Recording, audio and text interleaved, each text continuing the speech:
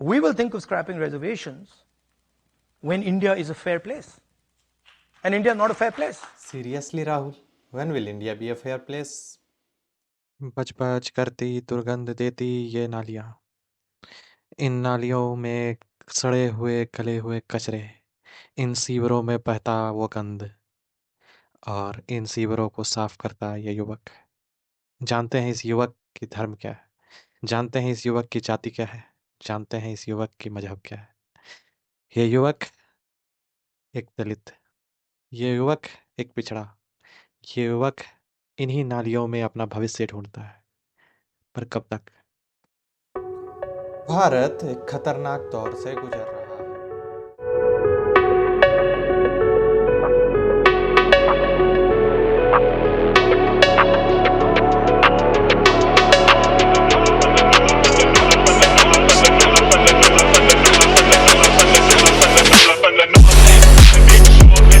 नमस्कार दोस्तों, स्वागत है आपका द अनपॉपुलर ओपिनियंस में। दोस्तों, आज भारत की स्थिति ये है कि हर नेता जाति की बात कर रहा है। कोई जातिगत आरक्षण की, कोई जातिगत जनगणना की, इन शॉर्ट सभी बात कर रहे हैं जाति के बारे में।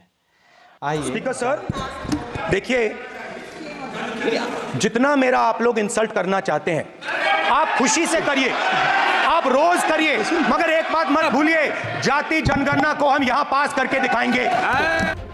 तो सुना आपने, राहुल जी चाहते हैं कि इसी संसद में, इसी जगह पे वो जातिगत आरक्षण को पास करके दिखाएंगे। भारत के संविधान निर्माता जब इस संविधान की संरचना कर रहे थे, उस समय संविधान में एक प्रावधान दिया गया इन दलितों, पिछड़ों और वंचितों को आगे बढ़ाने के लिए। वो प्रावधान था आरक्षण का, वो प्रावधान थी। पिछले 75 वर्षों में हमारे देश ने आर्थिक प्रगति की, हमारे देश ने सामाजिक प्रगति की, लेकिन सामाजिक प्रगति में हम लोग कहीं पीछे छूट गए। क्या आज भी दलित, क्या आज भी शोषित और वंचित उन हकों को पा सके हैं जिनकी संरचना संविधान निर्माताओं ने की थी? नहीं, हमें नहीं लगता कि आज भी वो इस मुकाम पे पहुंच चुके हैं। In a significant ruling, a 7-judge bench of the Supreme Court by a majority has held that subclassification of scheduled castes or scheduled tribe is permissible to grant separate quotas for more backwards within the SC/ST categories. Supreme court ने अपने पुराने फैसले यानी 2003 के फैसले को पलटते हुए अब राज्य सरकारों को ये पावर दे दिया है कि वो SC/ST में सब कैटेगराइजेशन करें।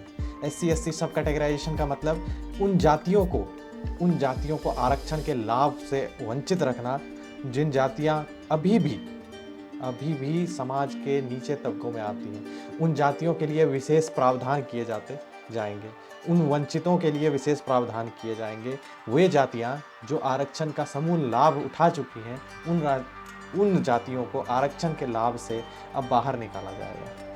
लेकिन इस जजमेंट के साथ ही शुरू हुआ भारत में जातियों को लेकर के एक नया महाभारत। के लिए जाते हैं तो उनके निकलने के बाद मंदिर को गंगा जल से धुलाया जाता है। आज की तारीख में भी ये भेदभाव के उदाहरण देखने को मिलते हैं। तो ये तो थे चिराग जी का कहना है कि अगर कोई दलित मंदिर में चला जाता है, चाहे वो कितना भी बड़ा पद पे हो, तो उसके जाने के बाद भी मंदिरों की साफ सफाई कर दी जाती है, शुद्धिकरण हो जाता है। क्या ये सच्चाई है? हाँ, मैं कह सकता हूँ कि ये सच्चाई है। कई जगहों पे ये सच्चाई है, लेकिन क्या ये सामान्य है? क्या ये हर जगह हो रहा है? नहीं, बिल्कुल ये हर जगह नहीं हो रहा है। अगर ये कहीं हो रहा है तो ये पिछड़ेपन का उदाहरण नहीं है, ये तो एक तरीके से लॉ एंड ऑर्डर का इशू है, व्यवस्था की नाकामी है। अगर आपके पास SC/ST जैसे एक्ट है, अगर आपके पास अनटचेबिलिटी जैसे प्रावधान संविधान में मौजूद है, उसके बाद भी ये हो रहा है, मतलब आपकी कानून की व्यवस्था लचर है। तो आपको चाहिए कि ये लॉ एंड ऑर्डर का इशू बनाए, इसे पिछड़ेपन का इशू ना बनाए। लेकिन इस सुप्रीम कोर्ट के जजमेंट के बाद एक होड़ सी मच गई दलितों में मसीहा बनने की। कोई ध्रुव कहानियां पढ़ रहा है, कोई ध्रुव कविताएं लिख रहा है, कोई रवीश विवेचनाएं कर रहा है कि कैसे देश में जातियों को सताया गया, कैसे इस देश में जातियों को आज भी सताया जा रहा है। लेकिन कोई ये नहीं कहना चाहता कि इनको आगे कैसे बढ़ाएं, कोई ये नहीं बताना चाहता कि दलितों को अपने आप अंदर से एक मसीहा चुनना होगा, क्योंकि कोई बाहर वाला आकर के आपकी मदद नहीं करेगा। क्योंकि जो नीचे तबके के लोग हैं उनमें जो ऊपर वाले हैं वो उन्हें भी दबा हुआ देखना चाहते हैं। जो नीचे तबके के लोग हैं वो अपने नीचे वालों को ऊपर नहीं उठा देना चाहते। इन यातनाओं का हिसाब कब होगा? अब ये सारा आरक्षण का झोल क्यों? सरकारी नौकरियों के लिए, कुछ चंद सीटों के लिए। भारत में कुल मिलाकर ग्रुप ए से लेकर ग्रुप डी तक की सरकारी नौकरियां अगर कमोबेश जोड़ लें, राज्य सरकार तथा केंद्र सरकार दोनों की अगर मिला लें, तो भी हमारे पास कुल नौकरियां बनती हैं 3 करोड़। 3 करोड़ का गणित अगर लगाएं, 50% की जो सुप्रीम कोर्ट ने एक तरीके से कैप लगा रखी है, उस पर अगर लगाएं तो 1.5 करोड़ नौकरियां बनती हैं। 1.5 करोड़ में उन करोड़ों दलितों, वंचितों, शोषितों का क्या होगा? उन 1.5 करोड़ नौकरियों में आप कितनों को सक्षम बना पाएंगे? उन 1.5 करोड़ नौकरियों में आप कितनों को आगे बढ़ा पाएंगे?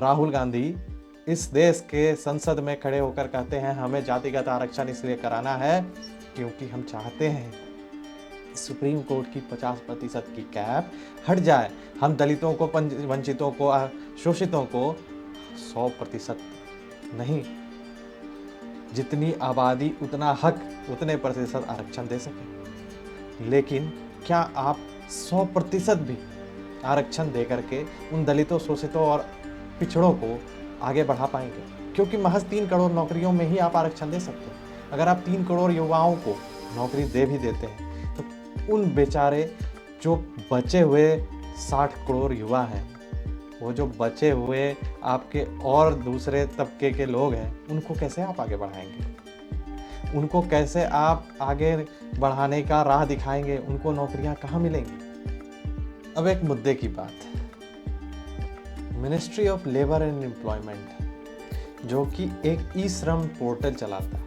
जिसपे अनऑर्गेनाइज सेक्टर यानी असंगठित क्षेत्र के लोग, असंगठित क्षेत्र मतलब वे लोग जो कंस्ट्रक्शन में, बिल्डिंगें जहाँ बनती हैं वहाँ पे मजदूरी करते हैं, या फिर मूढ़ी का बिजनेस कर लिया, या फिर छोटे मोटे दुकानों पे काम कर लिया, इन सब काम जो भी लोग करते हैं वे सारे असंगठित क्षेत्र के में हैं।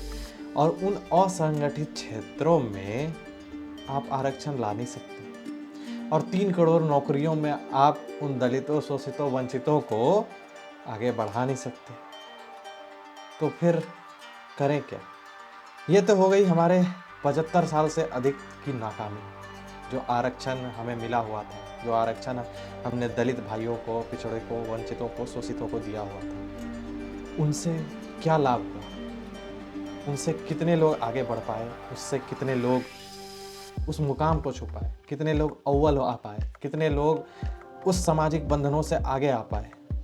क्या सिर्फ आरक्षण का प्रावधान सरकारी क्षेत्र में कर देने मात्र से सरकारें अपनी जिम्मेदारी से हट जाएंगी? सरकारों को यह जिम्मेदारी लेनी होगी कि उस सामाजिक न्याय को उस अंतिम तबके तक पहुंचाना है, और अंतिम तबके तक पहुंचाना सिर्फ सरकारी क्षेत्र के हाथों में नहीं है, क्योंकि मुट्ठी भर नौकरियों से आप किसी का भी जीवन संवार नहीं सकते। आपको उनका अपलिफ्टमेंट करने के लिए एक स्ट्रैटेजी चाहिए। लेकिन कुछ लोग हैं, कुछ यूट्यूबर्स भी हैं, कुछ पत्रकार भी हैं जो आरक्षण पे लगातार सवाल उठाते आए हैं। अजीत भारती जो कि आरक्षण के ऊपर कुछ कह रहे हैं, आइए सुनते हैं उनको। एक डिस्कंटेंट ब्रू हो रहा है ना रिजर्वेशन के थ्रू, मेरे को लगता है लोग बात नहीं करते उस बारे में। जो यूथ है वो बहुत डिसइनफ्रेंचाइज्ड है, और सोशल मीडिया के होने के बाद एक लेवल ऑफ यूनियनाइजेशन भी आ रही है वहाँ पे। वो लोग आपस में बात करके अपना डिस्कंटेंट शेयर कर पा रहे हैं, और वो एक ब्रूइंग पॉलिटिकल मूवमेंट है जो मेरे को लगता है आज से 10-15 साल में काफ़ी शेप ले सकता है। कास्टिज़म का और ये जो भेदभाव होता है स्कूल के कैंपसेस में, उसका मुख्य कारण रिजर्वेशन है। तो it has reinforced casteism. Exactly. जिस बात के लिए तुम इसको लेकर के आए थे कि they will be on same pedestal someday, वो वहाँ पे फुलफिल नहीं हो रहा है, क्योंकि वहाँ पे वो उसी तरह से वो देखा ही जाएगा कि तुम रिजर्वेशन से आए हो। They will find you, they will single you out. उनके लिए टर्म यूज होता है ना, बाबा कहते हैं उनको। अच्छा। मतलब बाबा साहेब के कारण, भीमराव अम्बेडकर के कारण इस तरह के टर्म्स जो है यूज होते हैं। तो वो आप ऑलरेडी जो एक विक्टिमाइज्ड पॉपुलेशन था उसको आप दोबारा से विक्टिमाइज कर रहे हैं। इसका बहुत अच्छा, ये लोग बोलते हैं कि नहीं नहीं ये अफर्मेटिव एक्ट जो यूएस में चलता है ना, अफर्मेटिव एक्शन, हाँ। भाई वो अफर्मेटिव एक्शन वहां जो चलता है उसी तरह यहाँ लाओ ना। वहां पे है कि काले लोगों ने कहा कि नहीं हम हीन नहीं है, हमें गोरे के साथ उसी स्कूल में पढ़ाओ and we will be better than them. उनका ये अप्रोच था कि हमें वही स्कूल चाहिए, वही मास्टर चाहिए और वही विषय चाहिए और हम तुम्हें दिखाएंगे कि हम पैरेलली कैसे compete करते हैं इनसे। उनमें एक स्वाभिमान था। यहाँ पे वो सेल्फ रेस्पेक्ट वाले पार्ट को बिल्कुल ही एनाहिलेट कर दिया गया, वो हटा दिया गया है। इन्होंने ये फोर्स कर दिया उनके ऊपर ये बिलीफ कि हम हीन हैं, हमें चाहिए आरक्षण, हम compete कर ही नहीं सकते। ये वाला थॉट प्रोसेस जो है पॉलिटिशियंस ने लगातार उनके मन में डाला है। नहीं तो आप सोचिए कि कौन स्वाभिमानी व्यक्ति होगा जो फाइट करेगा कि हमको कम नंबर आया है फिर भी मैं जो है टीचर बनूंगा। राजस्थान में 5-7 साल पहले का न्यूज़ है, वो अगर खोजेंगे मिल जाए।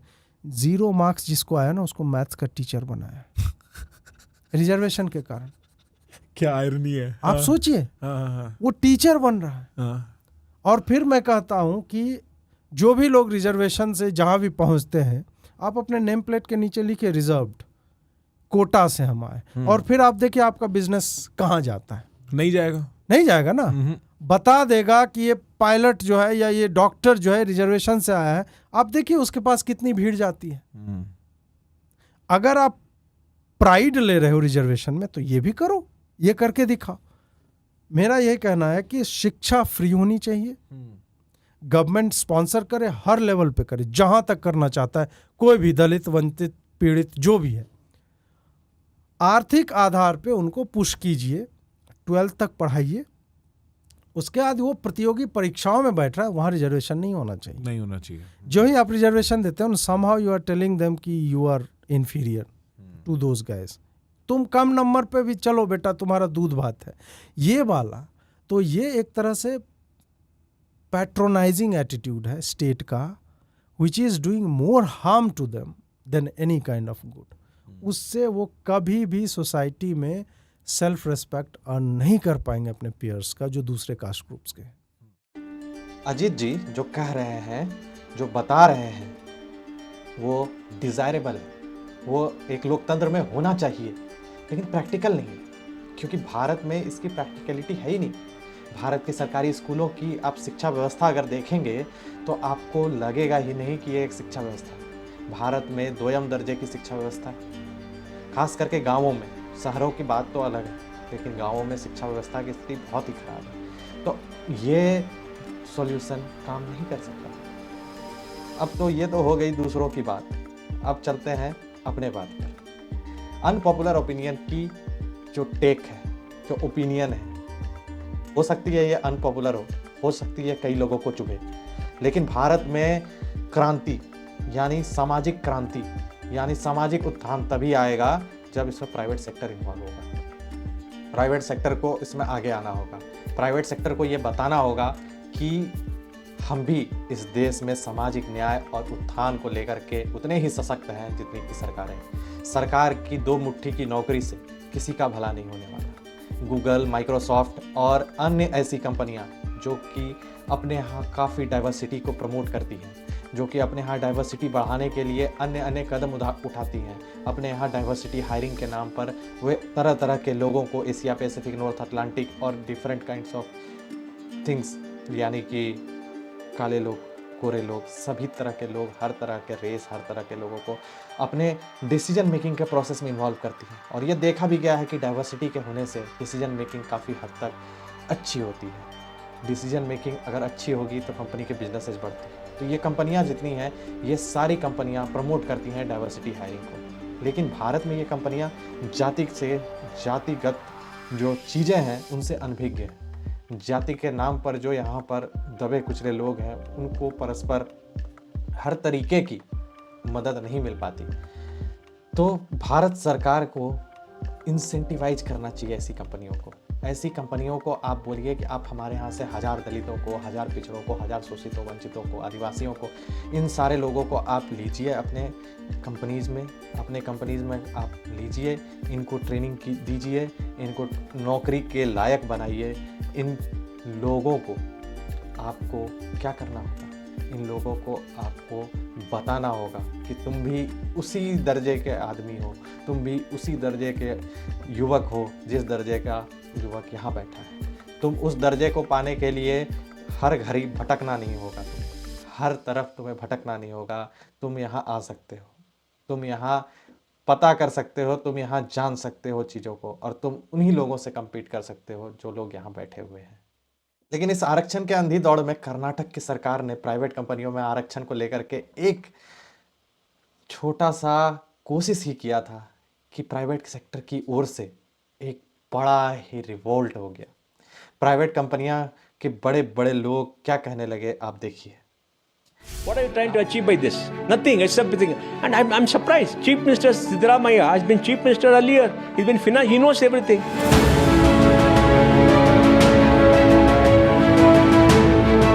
आपको करना होगा इंसेंटिवाइज उन लोगों को जो कि प्राइवेट सेक्टर में नौकरियां दे रहे हैं। आपको करना होगा इंसेंटिवाइज उन कंपनियों को। टेंडर प्रोसेसेस में आप उनको वरीयता दीजिए जो अपने यहाँ डाइवर्सिटी को इंक्लूड करें। टेंडर कंपनियों को टैक्स में इंसेंटिव दीजिए जो अपने यहाँ डाइवर्सिटी को इंसेंटिवाइज करें। ये थी हमारी अनपॉपुलर टेक। धन्यवाद। For more such updates subscribe to the channel.